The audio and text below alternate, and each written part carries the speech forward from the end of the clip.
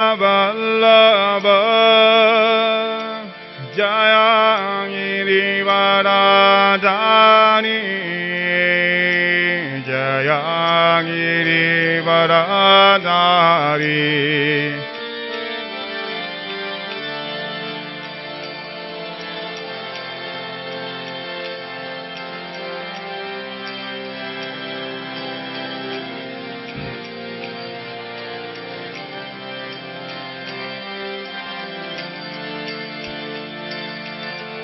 Yashodanandana Brajayarajara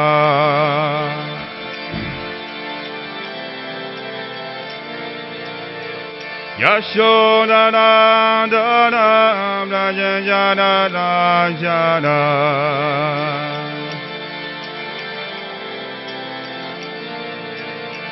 Yamuratina Varashari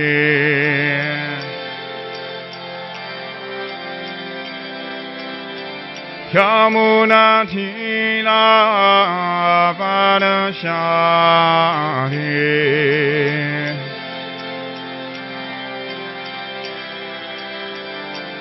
Jayarādhavādāma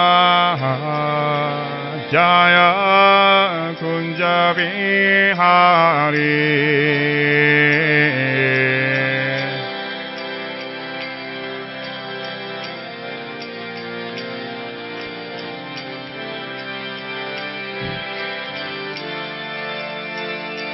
Jaya Radha Madhava Radha Madhava Radha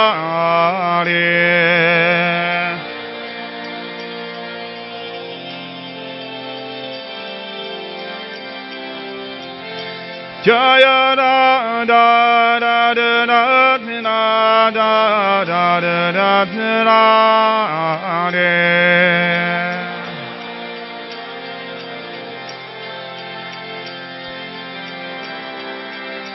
Jaya Giri Govardha Giri Govardha Giri Govardha Jaya Giri Govardha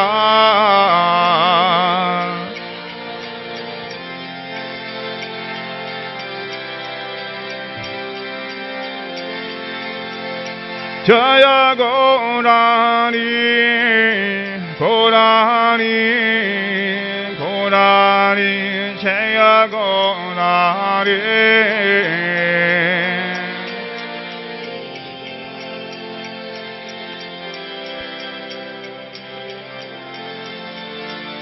Jaya Prabhupada Prabhupada Prabhupada Jaya Prabhupada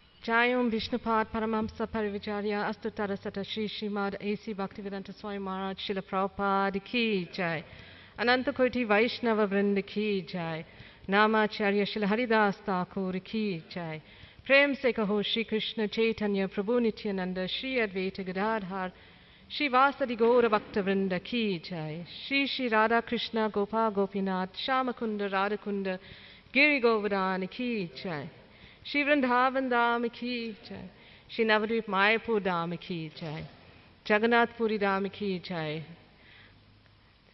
Their Lordship Shri Shri Radha Radhanath Ki Jai Shri Chaitanya Mahaprabhu Ki Jai Shri Giriraj Govardhan Ki Jai Gaur Premanande Hari Hari Bol All glorious assembled devotees Hare Krishna All glorious assembled devotees Hare Krishna All glorious assembled devotees Hare Krishna All glories to lotus feet of Shri Shri Guru and Gauranga. All glories to Srila Prabhupada. It's fine. I'm fine with it.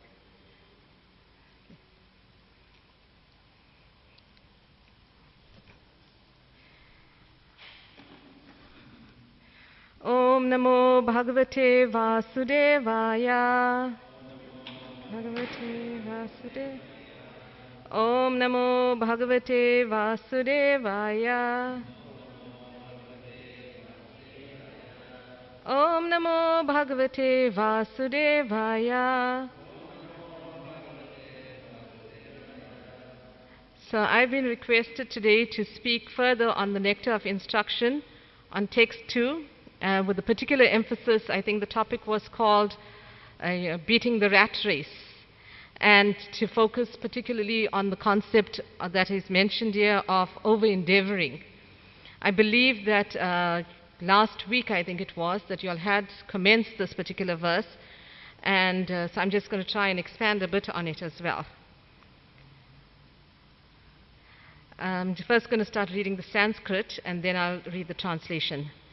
Atyahara prayasascha prajalpo niyamagraha jana sangascha lolyam cha sadbir bhaktir vinashyati.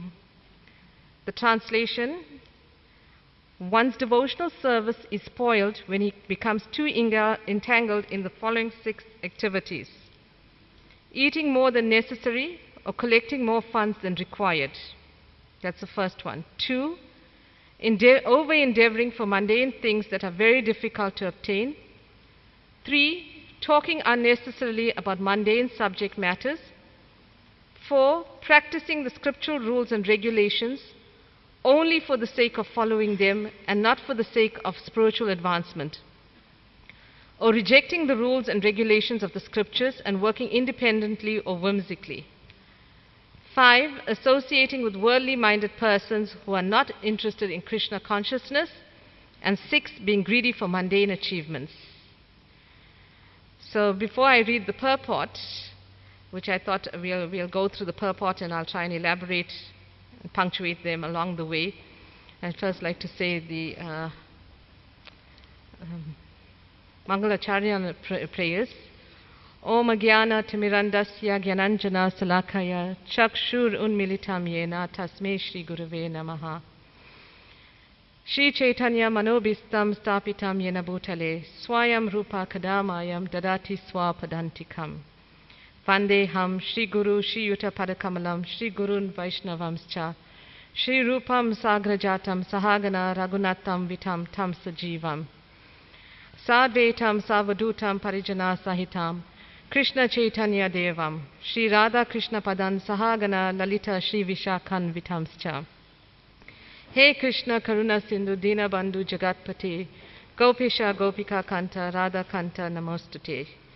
Tapta Kanchana Gaurangi Radha Vrinda Vineshwari Vrishabhanu Suta Devi Pramanamami Hari Priye. Vancha Kalpatarubhyascha Kripa Sindhu Bevacha Patitanam Pavanibhyo Vaishnavabhyo Namo Namaha. Shri Krishna Chaitanya Prabhu Nityananda Shri Advaita Gadadhar Shivasadi Gaura Bhakta Vrinda. Hare Krishna Krishna Krishna Hare Hare Hare Rama Rama Rama Hare Hare. Hare Krishna Krishna Krishna Hare Hare Hare Rama Rama Rama Hare Hare.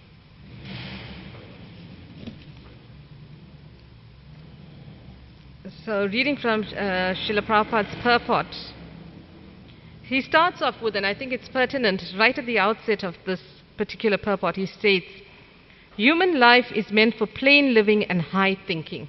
And I think this is a fundamental principle that Srila Prabhupada is emphasizing, and the thread that flows throughout this purport and underpins the entire essence of what this verse is all about. So human life is meant for plain living, which is also often translated and synonymous with simple living and high thinking. Prabhupada always wanted us to live simply, but to think, in a higher manner. Since all conditioned living beings are under the control of the Lord's third energy, this material world is designed so that one is obliged to work. And I'm going to talk a bit more about this, that the way we are situated, we are obliged to work. The Supreme Personality of Godhead has 3 primary energies or potencies. The first is called Antaranga Shakti, or the internal potency. The second is called Tatastha Shakti, or the marginal potency. The third is called Bahiranga Shakti, or the external potency. The living entities constitute the marginal potency, and they are situated between the internal and external potencies. Being subordinate as eternal servants of the Supreme Personality of Godhead, the Jivatmas, that's who we are, or atomic living entities, must remain under the control of either the internal or external potency. When they are under the control of the internal potency, they display their natural constitutional activity, namely constant engagement in the devotional service of the Lord. So remember what is being said here, that our constitutional activity, that means by intrinsic nature, our activity is devotional service to the Lord.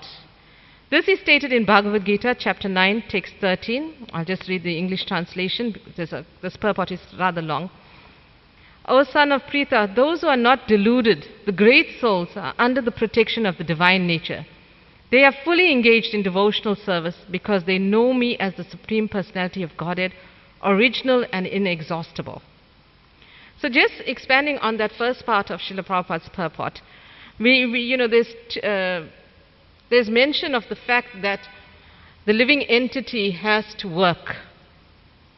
And so that work, which we find most of us engaged in, those of you who are temple resident devotees, you are obviously in a very fortunate position, and I know it might not be relevant to you right now, but I think it is important. The purpose of us associating in this kind of fashion, having class, is to inspire ourselves, to motivate others, and to just remembering these instructions so that, we don't fall short in our have a momentary lapse in terms of how we conduct ourselves. Because once you make that, it's just one simple error or mistake that one does in one's conduct that eventually allows one to start slipping lower and lower, and eventually it erodes against our good practices. So notwithstanding the fact that you may not be having to work, but I think it's important even for preaching purposes for us to know what Srila Rupa Goswami is saying and what Srila Prabhupada has expanded in his purport here. So we have this intrinsic nature to be, our constitutional dharma, or our nitya dharma, is to engage in devotional service. But there's also swadharma, which is our occupational duty. And in terms of our swadharma, we work.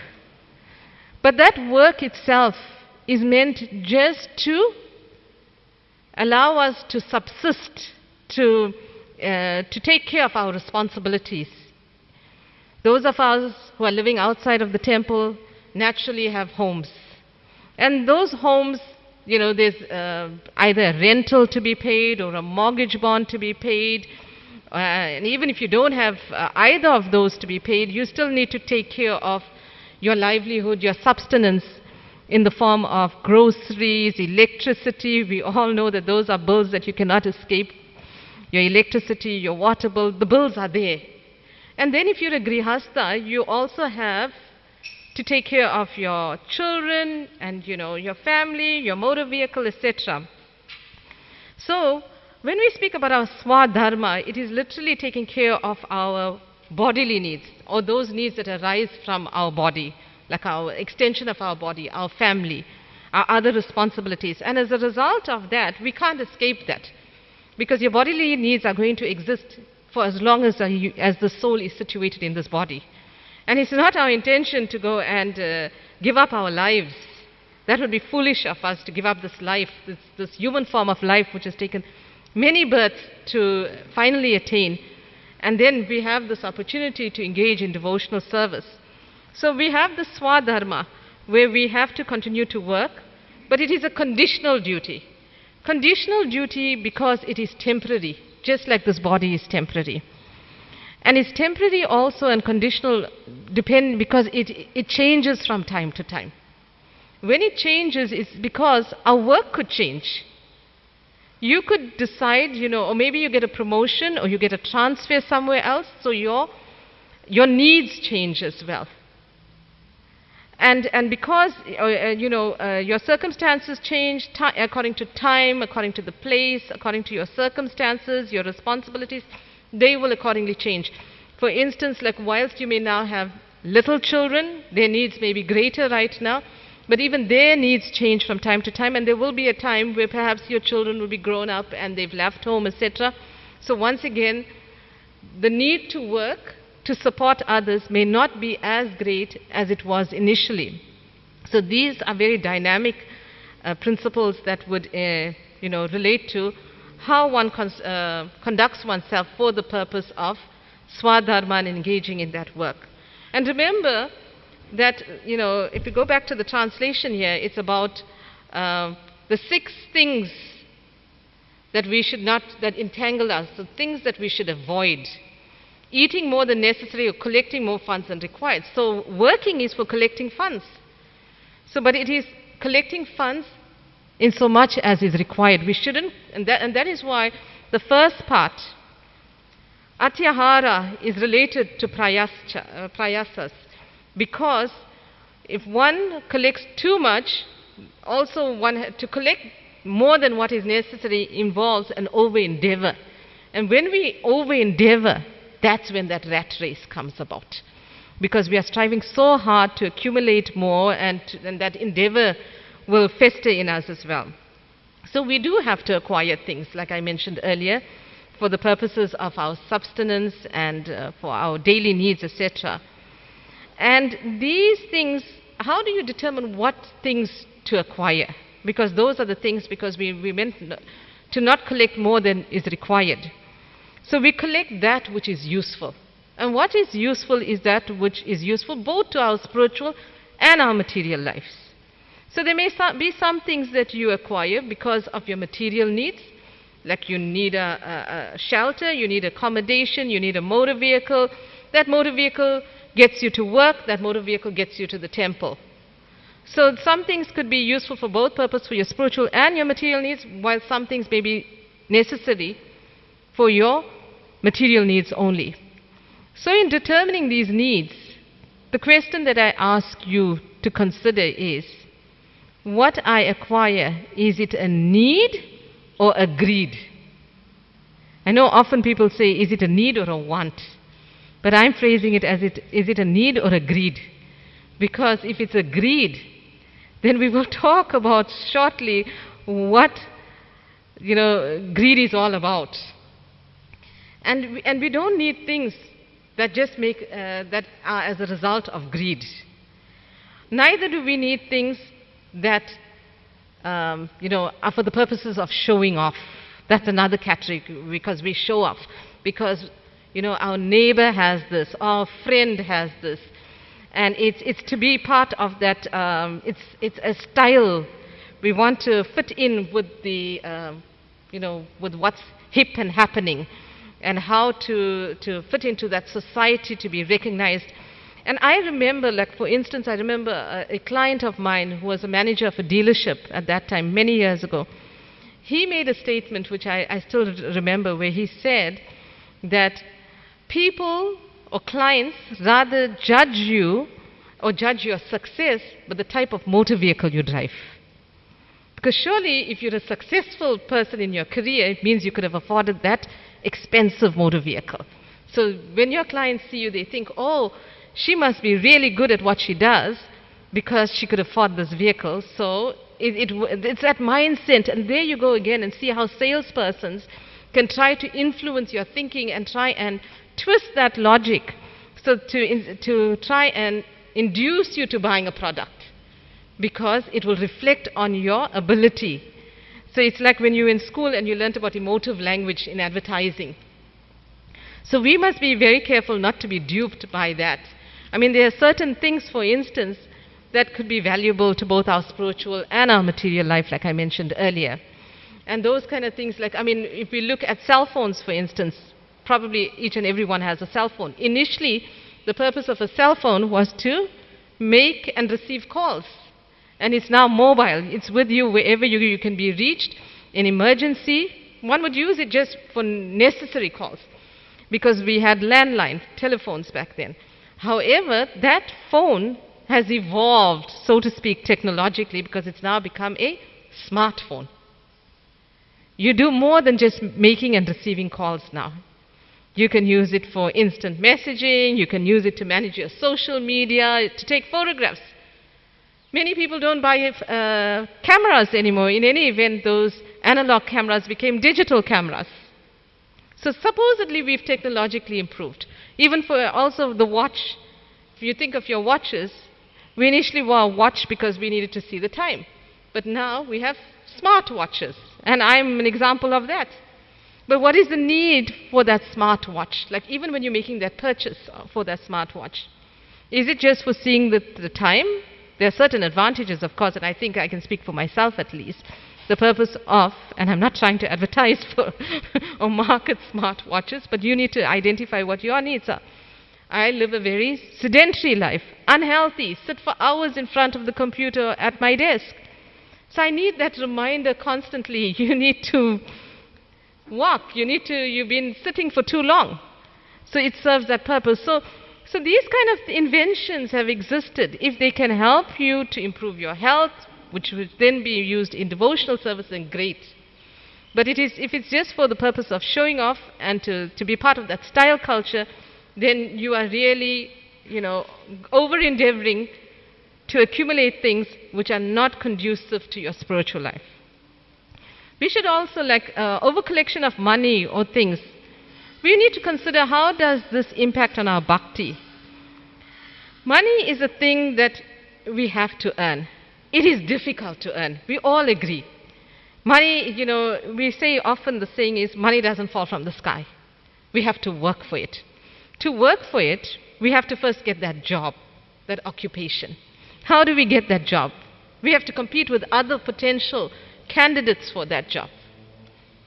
And then to set you apart from fellow prospective employees, you need to be, somewhere or another stand out from the crowd. In the sense there must be something on your CV that makes you different from someone else. And what we're looking at, it's either your academic qualifications or your employment history, the skills that you can bring into that job which somebody else cannot bring. And for those qualifications, what did you need to do? You needed to have gone and studied. So there again, it's so much of endeavor. And when we study, are we happy studying? Does it give us the same kind of ecstasy and joy? How many of, and I don't expect you to answer the question, but just thinking of these things that we do to attain the money that we get, that we need, how much of endeavor we put into it. Nobody can get that kind of joy out of studying or out of working as what we felt, and I'm sure you'll agree with me, in the kirtan that we just experienced, which Maharaj sang just now. I mean, would you get that same kind of sense of innate satisfaction from your job or your studying? Some people say, I'm satisfied in my job. But surely your degree of satisfaction in terms of how you assess satisfaction is very different as compared to spiritual satisfaction that one gets from one's swadharma. From one's nitya dharma, one's constitutional dharma.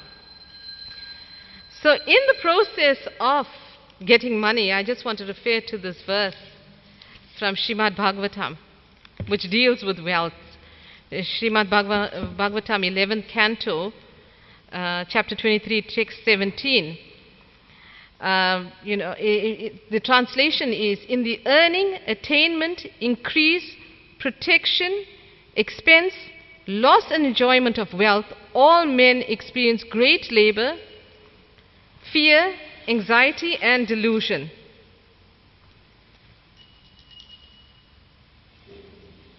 Shri Shri Radharanath ki, Shri Chaitanya Mahaprabhu ki jai, Shri Giriraj Govardhan ki jai. So, I just read the translation again here. In the earning, attainment, increase, protection, expense, loss, and enjoyment of wealth, all men experience great labor, fear, anxiety, and delusion. So here comes that endeavor. So in earning that money, that wealth, we have to endeavor. We are anxious. Are we going to meet our bills? Are we going to, especially if you're self-employed, You have to make, the bills exist, but your income is not constant. So that anxiety is going to exist. Even to earn that money, to get that job, that anxiety existed right at the outset.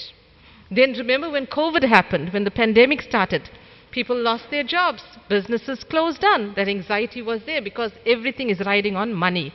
We don't have this, we don't have money. So anxiety comes in. Great labor goes into all of these Then we attain it. Then we want to increase it. We all need to increase it because inflation, the consumer price index, there's inflation every year. The price annually, electricity goes up in July. So I know this class seems like a lot of doom and gloom, but I want to get to the point of there's so much of endeavor. And that endeavor, the point that Srila Prabhupada is making is that there shouldn't be over endeavor. We only should endeavor for that which is necessary. So once we even have that money, when you go to spend it, you remember this is my hard-earned money. You often think this, and people say it, this was my hard-earned money and it went in this kind of fashion. It is very stressful. I've got to have to spend it, or an unplanned for expense comes about. You've got to go and spend it. And then you feel that kind of soreness when you lose your money. Or something happened to your money, that expenditure. You feel it as, because you know the endeavor and the stress and the anxiety that went to get that money, and the effort you put into earning that money, now to spend it becomes another anxiety. And so therefore, and to protect it, you want to keep your money safe. You want to know that you remember, we live in a climate where, in a world economy where money has certain value. And we can see those of us, particularly who travel, when you do your foreign exchange, what your money is worth. So you may have bought $100 a few years ago with so many South African rands. And then when you go to buy $100 now, it may cost you more. So that kind of, value that is attached to money also creates that kind of anxiety, because our value for the value attributed to the rand, for instance, creates you anxiety as well, because that fluctuates as well. So all of these things, when you have to acquire wealth, all of these labor, fear, anxiety, and delusion comes.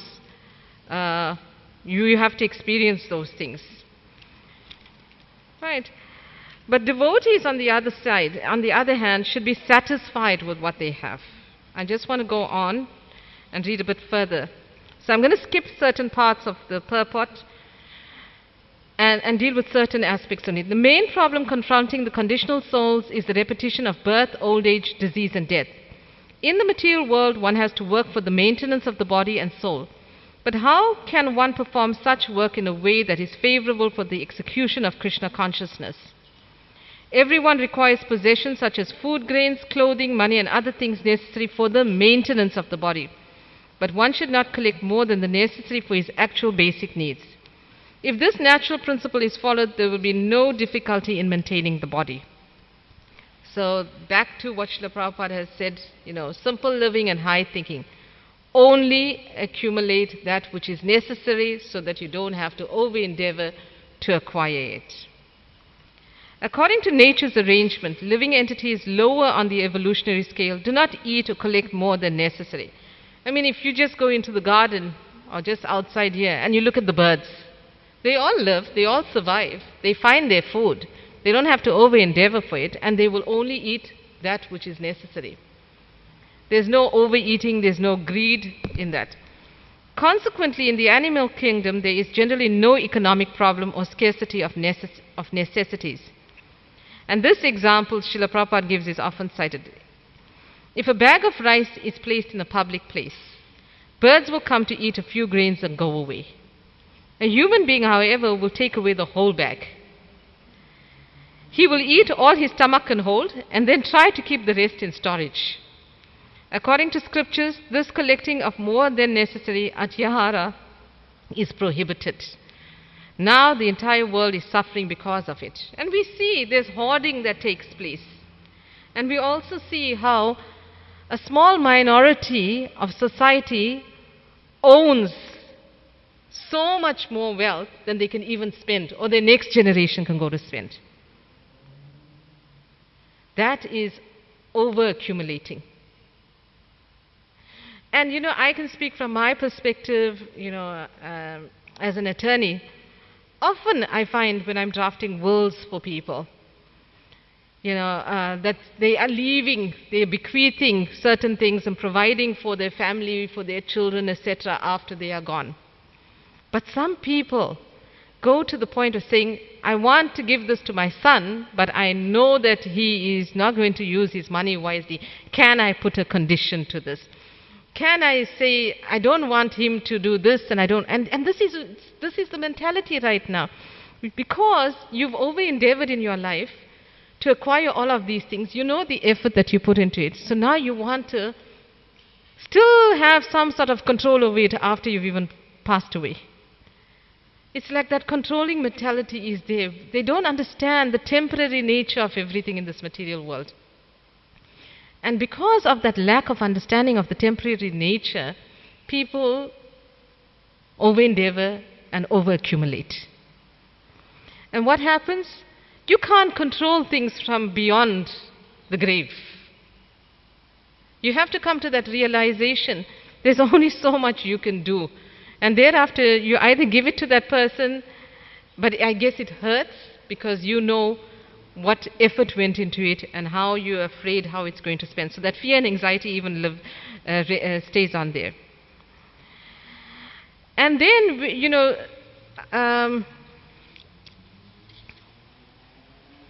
Prabhupada, in this example of the birds and the animals and that bag of rice as well, Srila Prabhupada, he used to, and I remember Maharaj, Bhakti Chaitanya Swami Maharaj saying in one class that Prabhupada had,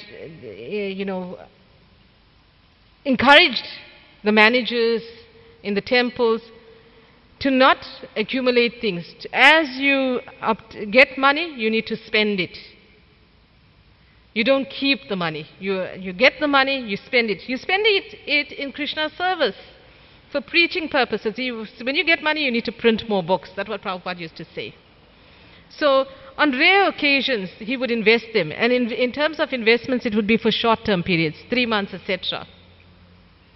Because not to accumulate and store that money, it is to use it in Krishna's service.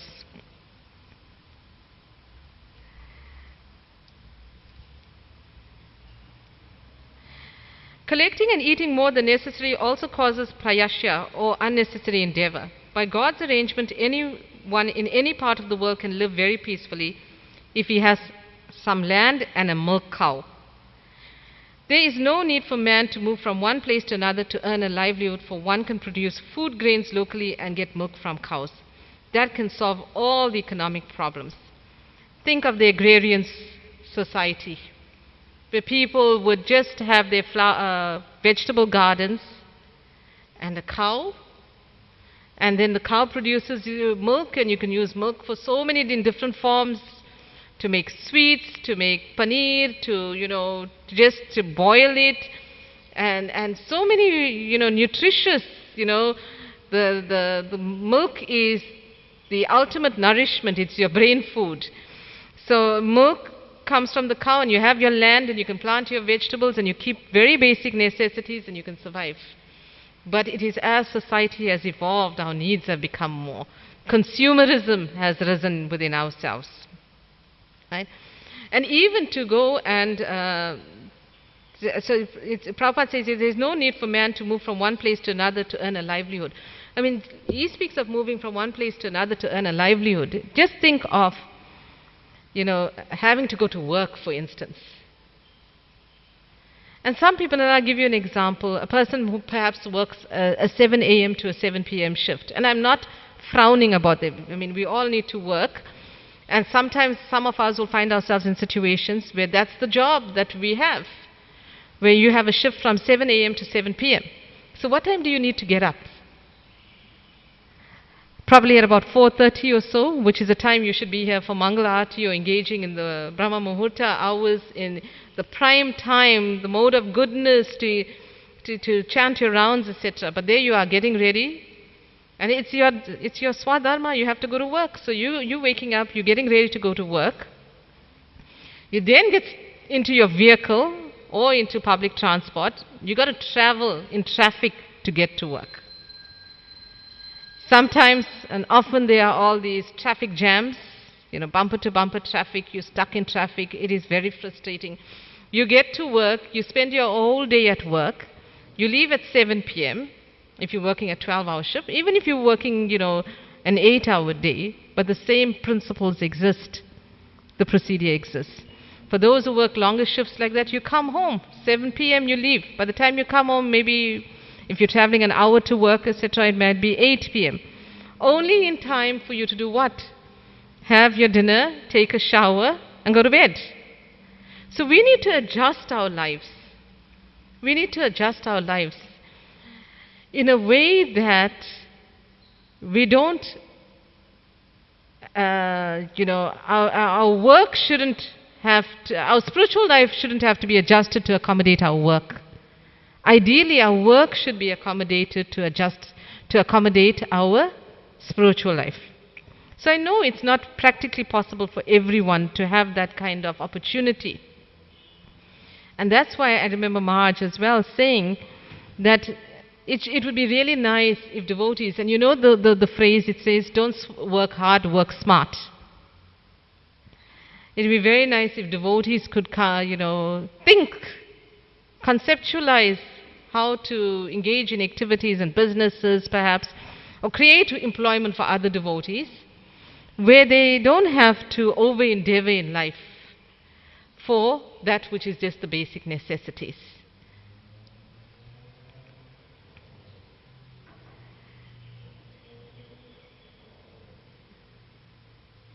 Fortunately, man has been given higher intelligence for the cultivation of Krishna consciousness or the understanding of God. One's relationship and the ultimate goal of life, love of God. Unfortunately, so-called civilized man, not caring for God realization, uses his intelligence to get more than necessary and simply eat to satisfy the tongue. By God's arrangement, there is sufficient scope for the production of milk and grains for human beings all over the world. But instead of using their higher intelligence to cultivate God consciousness, so-called intelligent men misuse their intelligence to produce many unnecessary and unwanted things. Thus, factories, slaughterhouses, brothels, and liquor shops are opened. So, are these necessary for life, for us to live, to maintain our lives?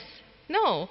All of these are unnecessary, but they have risen, these industries have risen within society, within the economy. And when those, those types of businesses have risen, mankind or the majority of people were now working to fund that lifestyle. And it is on the wrong, assumption that that is what is good. It is, like I said earlier, it's to be part of that style circle kind of thing, that if you are, we say that the material world is a perverted reflection of the spiritual world. So what is ordinarily bad is considered to be good by society at large. So we know that smoking, alcohol, drugs, all of those things are bad things. But in society right now, if you are doing those things, it seems like you are cool. You are with the in crowd. You can afford those things. But how are you affording them? By over-endeavoring. So that's a perverted reflection, once again, of mankind's thinking here. We should try and strike that balance in our lives. Yes, we have to work. But that balance, in terms is very important. It's like walking a tightrope. If you fall off that tightrope, you can fall into that pool of over-endeavor, and in terms of and material acquisitions as well. And we must try not to envy others that have more than what we think we have. Each one of us has got our quota. Krishna provides. And Prabhupada mentions the principle, and I'll just skip ahead to what Prabhupada speaks here about, I think it's somewhere here he says, he quotes the verse from the Shri Ishopanishad. Yeah? Everything inanimate or everything animate or inanimate that is within the universe is controlled and owned by the Lord. One should therefore accept only those things necessary for himself which are set aside as his quota, and should not accept other things, knowing well to whom they belong. Once we understand that principle, that everything belongs to Krishna and we all have our quota, then we will be satisfied. Krishna gives you what he wishes to give you. And you may complain, oh, but how are some people born with wealth and I've got to struggle for earning money? And we as devotees should understand why that is so. It's because our karma from our past lives. But Krishna gives us according to our quota, and we need to make do with it and not try to over-endeavor. And when we speak about over-endeavor, likewise, that same principle exists in spiritual life. For instance, endeavoring in a project, and one needs to make an assessment at some point, and speak to one's spiritual authorities. Sometimes you have a donor who is willing to give you a property and say, build a temple here, for instance. I want to donate my property to ISKCON. That's such an honorable gesture. It's so good for his own, spiritual life and his karma that he is donating property to ISKCON. But as a manager, you need to establish, is this going to be sustainable? How much of endeavor is going to go into this? Is there not another temple, ISKCON temple, within that vicinity that already serves that purpose? Is there need for another property? Acquiring the property even by donation may be, great because it has value to it. But with that value, like we spoke earlier, about maintaining the property, about all the utilities for the property. So we don't want to get into situations where there are over-endeavor. Likewise, Srila Prabhupada has given us all the books. He has put his endless hours of his time, his energy, in his, limited period when he began towards the latter stage of his life to translate and give us these purports. All the essential literature is here by what Srila Prabhupada has given us. There is no need to over-endeavor and read beyond that.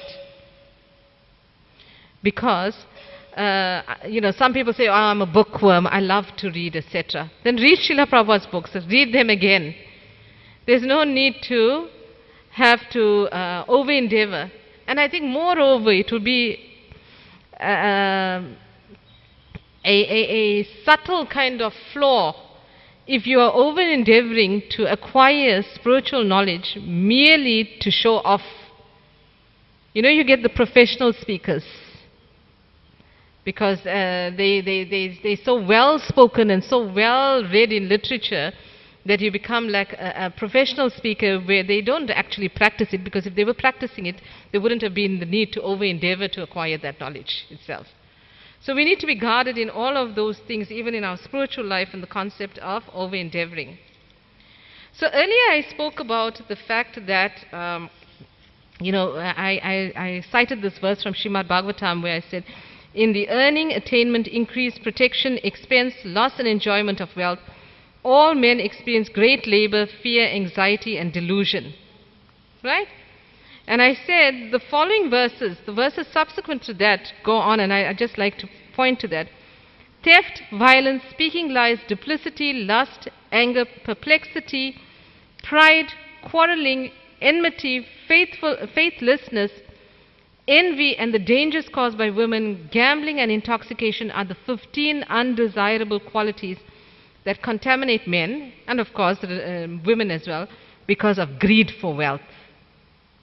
So coming back to the point of accumulating and over-endeavoring, because of that greed. I spoke about greed earlier. I said, is it a need or is it a greed? And because of that greed, all of these things will flow. Theft will flow, violence, and that's a class in itself, We can talk, for another hour or so about these things. Duplicity, lust, anger, all of these come as a result of greed for wealth. Although these qualities are undesirable, men falsely ascribe value to them. One desiring to achieve the real benefit of life should therefore remain aloof from undesirable wealth. So, and then we see that, our good fortune, we need to think of this. It's like we are already suffering in this life. I mean, the way I said to all, I described that effort and that endeavor to go and acquire wealth is so arduous that it makes you feel that you are suffering so much. We already experience suffering from our own anathas, from the internally, externally, adhyatmik, adhidevik, adhibautik. The pandemic is here, we have load shedding is here. It's so inconvenient, so many inconveniences. And so these kind of sufferings are already taking place in our lives. And think of it, we are burning with the suffering. Internally we are burning, externally we are burning. So it's like a forest fire that's happening in our lives.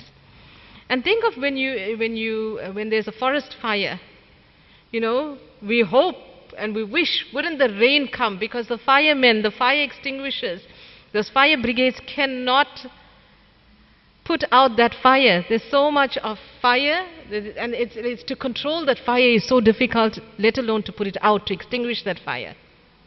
But if the clouds come and they pour their rain over that fire, it will be easily extinguished. It just pours over. And we've seen, and a couple of years ago I was in Cape Town on holiday and just needed a break. And I remember from my hotel window I could see Signal Hill was on fire. And the helicopters were bringing water cannons, so to speak, to extinguish that fire. Because they're trying to replicate from above what the clouds would have done. But man is trying its very best to try and taking from these concepts of nature, how to extinguish that fire. So just like that fire of existence, of material existence is there.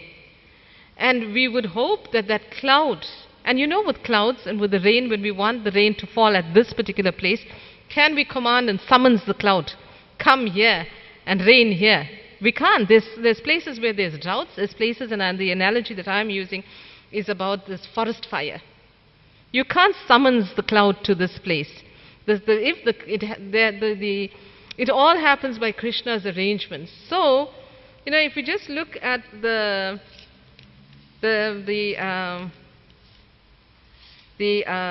Guru Vastakam prayers that we sing during Mangalarti, Samsara Davana Nanadida Loka Tranaya Karuna Ganaganatvam Praptasya Kalyana Gunana Vaishna Vande Guru Shri Charanaravindam. The translation: the spiritual master is receiving benediction from the ocean of mercy. Just as a cloud pours water on a forest fire to extinguish it, so the spiritual master delivers the materially afflicted world by extinguishing the blazing fire of material existence. I offer my respectful obeisances unto the lotus feet of such a spiritual master who is an ocean of auspicious qualities. So how do we have this forest fire that was raging in our lives through all this need to accumulate, through the over endeavor? We require that cloud, that ocean of mercy, the mercy of the spiritual master, and this Krishna consciousness back to our Nitya Dharma, our constitutional position. Our constitutional work is to engage in devotional service. And that is how we will be able to extinguish this forest fire, because that bhakti, that Hari Bhakti gives us that ocean of mercy comes with it. So as much as we have to work, we do not over-endeavor in that work.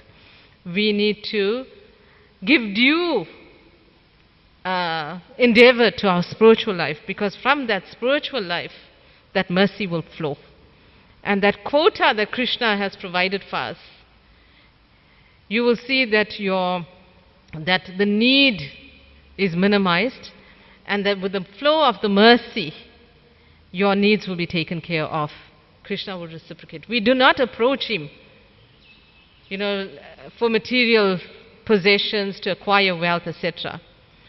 As the ocean of mercy, in reciprocation to your bhakti, Krishna will provide that which you need according to your quota. Thank you very much. Hare Krishna. Actually, there's one thing I just want to add, just a thought. You know, often you might have heard this, and I tried to print this out yesterday when I was thinking about it. I think it came out very small, but just let me read this. You might have heard this one before. Money can buy a house, but not a home. Money can buy a bed, but not sleep. Money can buy a clock, but not time. Money can buy a book, but not knowledge. Money can buy food, but not an appetite. Money can buy you friends, but not love. So, as much as we need to have money in our lives, even having that money can't provide you with all these things that we need, and that we get from the reciprocation. Krishna will give you that which you need. Are there any questions?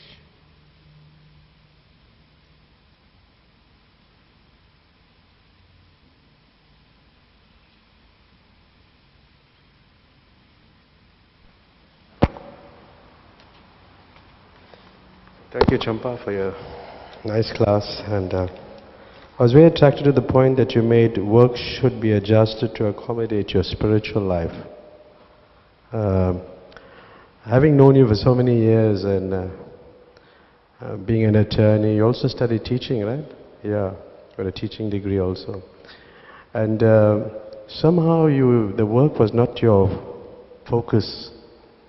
Not that much of a focus, at least the way I understand it. You being engaged in the society in very important services nationally, internationally. How did you manage it? Because sometimes I wonder, you know, even up to, I think you're going to be in a new position also, or has it been announced, or whatever it is. But so many sensitive matters you handle. How you manage to do it? Could you please explain? You know, for me personally, I think, and this is a personal question that you're asking, is like, having been raised in Krishna consciousness, and I think I'm grateful as well because both my parents are here as well, in the sense that my mother particularly would always say, you need to go do your service, you need to go do your service. So having been raised in that kind of mood, that service is more important than work, I think also led me to the point where, despite the fact that I could be employed, and I remember some years ago, I even mentioned this to His Holiness Bhakti Charu Swami at that stage, I was confronted with the dilemma, actually, a career choice. And that was around 2009, when I was offered a position to head up a conveyancing department in a huge law firm, which would have, you know, at that stage it would have been a really good income as well, so it would give me a stable income, and I was confronted with, do I take that job where I'd go to work from 8 to 4:30 p.m. and I'd come home with a good income, and yes, I could give a good donation to the temple, and that would be what my contribution would be. And at the same time, I was offered the service of becoming the International Child Protection Office Director, which would entail a lot of traveling, which would entail, you know, getting involved in all these cases as well. And it wouldn't be, you know, financially lucrative compared to taking that job, so it was quite a dilemma. And then I toyed with it, and I thought, you know, at the end of the day, having accumulated that wealth, I would obviously accumulate a lot of wealth, and yes, I would appease my consciousness by giving nice donations to the temple, but at the time of death, what is going to save me? I can't take that wealth with me. It's not going to, you know, secure my future in my next life. But whatever service I do, even if it's not going to be service that, you know, that I don't claim to be a pure devotee. Actually, giving this class is for my own purification, as a reminder. I'm not, you know, as much as I've said all these things, I don't claim to be a pure devotee or someone that necessarily, you know, can say that, you know, I practice perfectly what I'm saying here. I endeavor to. And I have to set a good example in that respect as well. But at the end of the day, I just pray to Srila Prabhupada that at least by His mercy, I'm not qualified, but by His mercy, at least what service I've done for the purposes of His mission would throw me a lifeline at the moment of death and pull me across. So I think for me, that is how, I've used that kind of principle of thinking to help me to make decisions regarding career, etc. And in terms of choosing to be self-employed has given me that opportunity. Yes, I have bills. Those bills are never going to go away.